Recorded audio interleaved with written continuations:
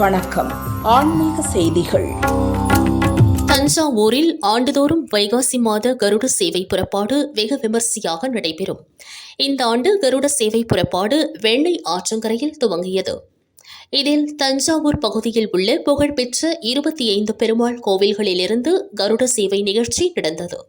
இந்நிகழ்ச்சியில் நீலமேக பெருமான், ஸ்ரீ நரசிம்ம பெருமாள், ஸ்ரீ கல்யாண வெங்கடேச பெருமாள், யாதவ கண்ணன், யோக நரசிம்ம பெருமாள், கோதண்டராமர், பிரசன்ன வெங்கடேச பெருமாள் உள்ளிட்ட 25 பெருமாள் சுவாமிகள் கலந்து கொண்டனர்.